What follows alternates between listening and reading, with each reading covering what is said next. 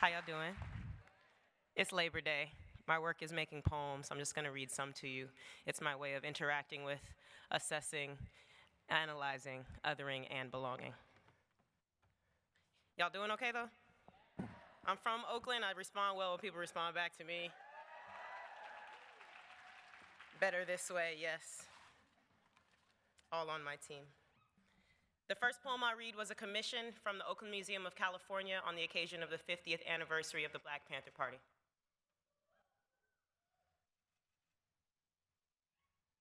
Let's call a spade a spade. Let's call a pitchfork a pitchfork. Let's just say we know what a posse look like, what a mob can do, what a spirit dispossessed of its agency will unearth. We know about chasing ghosts. We know about finding ourselves in dark rooms. We know about safety in numbers. Let's admit that the town people ain't never been afraid of the giant, that the body has always been bigger than the head, that the power has always been with, of, and for the people. So let's just be honest. Let's tell the truth. Let's talk back. Let's march to infirmary. Let's outline some points. Let us speak of police who will step over our sleeping children to shoot their fathers and ask why they woke, and ask why they have guns. We cannot forget how whales sound escaping a siren or a boy. Let's call little Bobby's name. Let's call little Bobby's mama. Let's put her on the phone with Wanda Johnson or Sabrina Fulton. Let's talk about how easy it is to choke, how America's gravest mass shooting is durational, collective. Let's say wounded knee, then never again. Let's say move on HQ, then never again. Let's say it in the same breath as Flint, in the same water as everywhere we have been drowned. Let's say America and mean necessarily the trail we wept to get here, the choppy ocean that fought to kill us. Let's say Los Angeles and Philadelphia and Accra and mean the parts of the world who knew revolution as we did, black and impoverished and always just coming back from somebody else's war. Say, let's talk about money, as if the first U.S. bailout wasn't stocked in the hull of a slave ship. Oh, but we ain't supposed to talk about that. We ain't supposed to talk about that. We ain't supposed to talk about cotton. We ain't supposed to talk about gin. We ain't supposed to talk about Jim Crow. We supposed to be post. We supposed to ask for what's owed. We supposed to be thankful to a tyrant. We supposed to kowtow. We supposed to back down. We supposed to not talk about our ache or what we've missed or how we ain't never rallied under a language or a flag or even a proper family reunion. We will never know the names of the people who died for us to live in terror. Let's admit that the idea of Africa is still an offense punishable by murder, that there are death sentences growing on our front lawns. We are not to dream of going home, not to speak of what has been stolen, not to feed our children, not even to let our hair take flight. We're not supposed to do anything but die. Not nothing. We supposed to die. We supposed to not even know we supposed to die. We supposed to not speak that we know we supposed to die. We supposed to watch our sisters rub crack chalk on their eyes. We supposed to eat stale crust and look on from the outside. What kind of party is that? Forget it, I'll start my own. We supposed to sit here and wait till somebody let us? Let us stop waiting on freedom like it's the whooping cough. Stop hoping justice is gonna court us on a Thursday date night. Quit crossing our legs and biding our time and biting our nails. It is our birthright, and they will lie to us and tell us we are violent for wanting peace. Peace is our dowry. We wed to a democracy that keeps slipping off its ring. We married to a decadent system that mocks squalor and honor. We saw what they do to our leaders.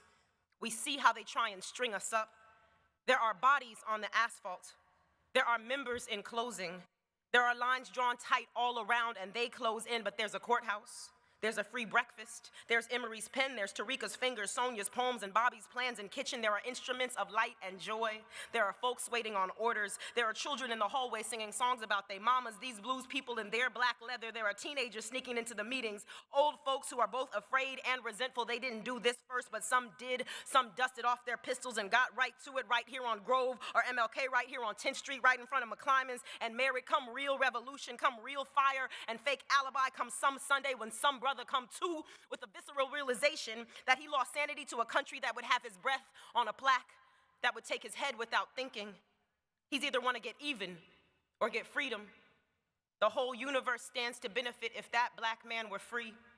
The truth of the matter is white folks' freedom depends on ours, and the rest of us are brown, and we've outgrown a binary that excludes all other comrades. I'm talking about all of the people.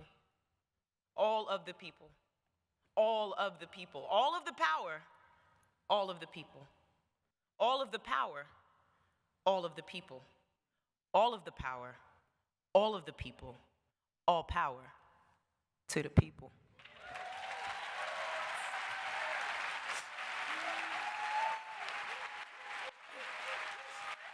Thank you. Oh, thank you, family.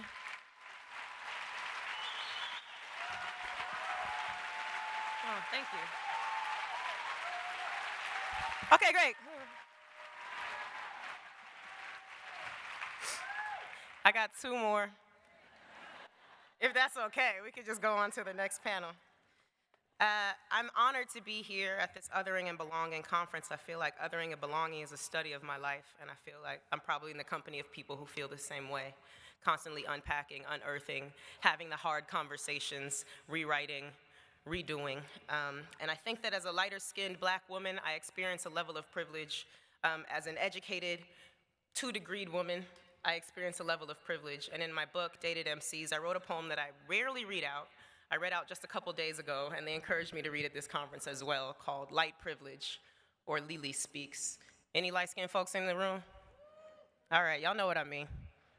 Light skin applies across a number of different ethnical markers.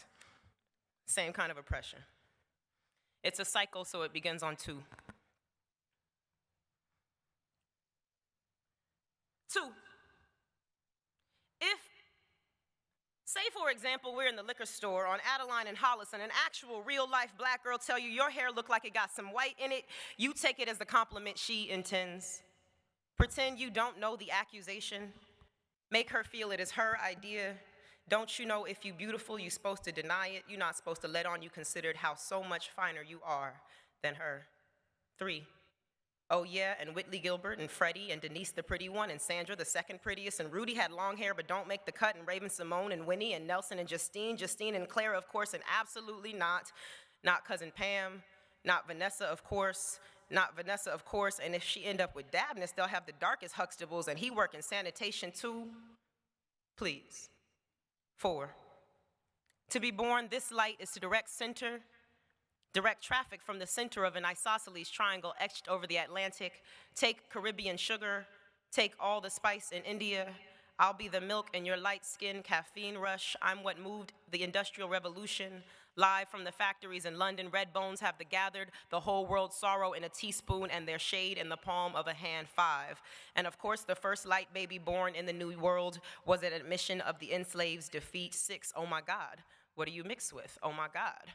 What do you mix with? Oh my God, what do you mix with? You don't even know. If I had hair like yours, I would. 7. I can go swimming if I want to. I can dance harder at the club. I can ask the boys to prom. I can sleep, no rag, no track, no sex, no worry, no gym, no issue. I get in the deep end. I go swimming if I want to. 8. From 500 feet away, a white woman sees us roll up our sleeves, put forearms next to each other. From this distance, an act of sorority, but up close, a ranking it is, hands-free, paper bag, device. 9. And in the bank, oh my God, what do you mix with? And in the grocery, oh my God, what do you mix with? And in the church, don't speak as much, let the dark girl get the solo. 10, good and bad hair, see if I care, good and bad hair, wanna be better than me.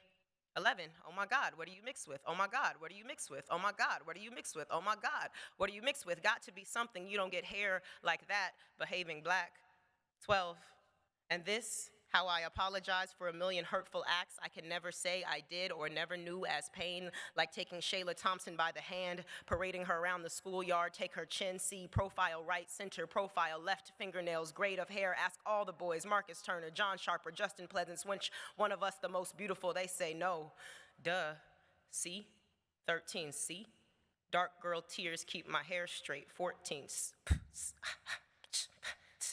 they ain't never gonna make no Princess Tiana your color. 15, and you can feel it in the one drop. 16, how many times you think they asked Barry if he was sure if he wanted a pretty girl or Michelle?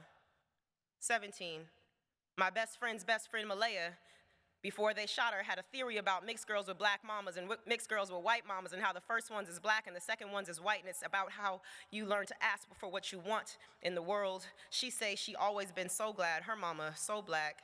18, Sula times Huck Finn, Beloved times Atticus Finch, Spike times Tarantino. 19, Vanessa Williams, the first to do it, heavy lies the crown. Halle Berry, first to do it, heavy lies the crown. Miss America goes to the monsters ball. 20, what color are your eyes? What color are your eyes? What color would you say your eyes are? Hazel, gray, maybe? 1, let's be honest, Jetstream. Let's be real, tire mark. Keep it real, 100 field mob. I think that I'm cute because I am better than you. I think that I'm cute because I am. I think that I'm better because the whole world believes it to be true. And ain't that the truth? And ain't that the truth? 2, if, say, for example, we are both in the liquor store and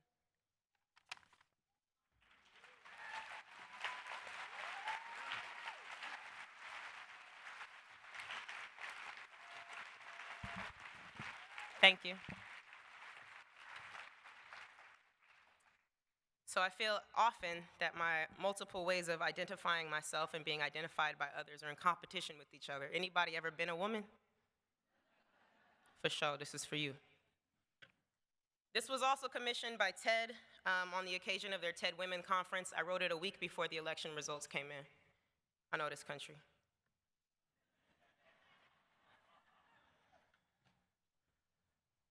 Tell your daughters of this year how we woke needing coffee, but discovered instead cadavers strewn about tear-drenched morning papers, the waterlogged facsimiles of our sisters, spouses, small children. Say to your baby of this year when she asks, as she certainly should, tell her it was too late coming. Admit, even in the year we leased freedom, we didn't own it outright. There were yet laws for every way we used our privates while they pawed at the soft folds of us, grabbed with no concern for consent, no laws made for the men that make them.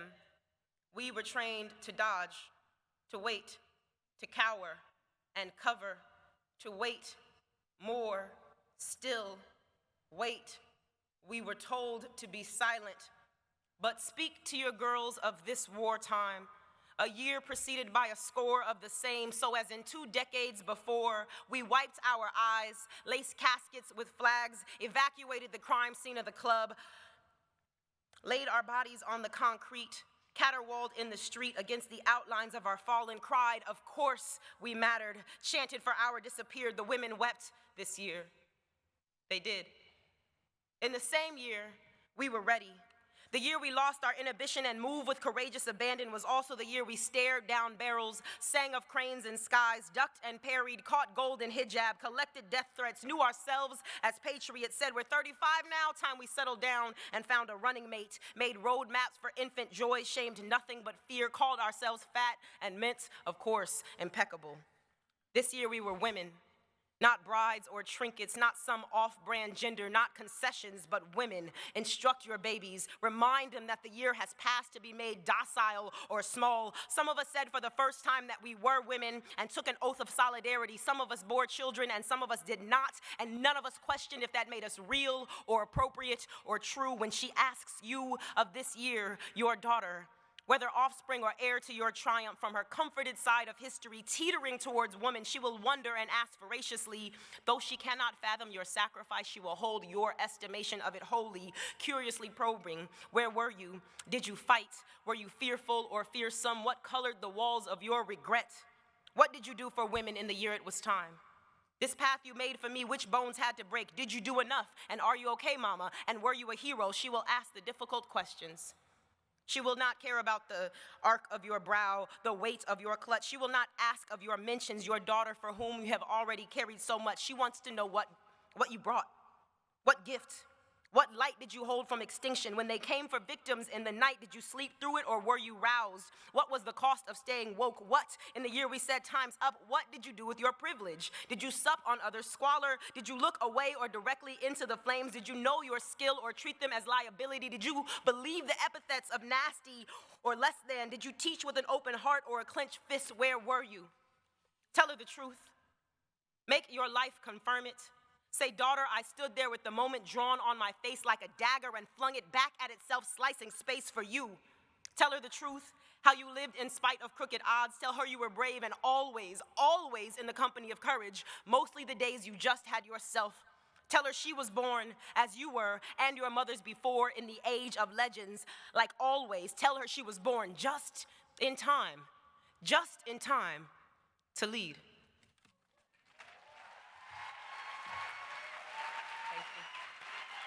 I appreciate y'all.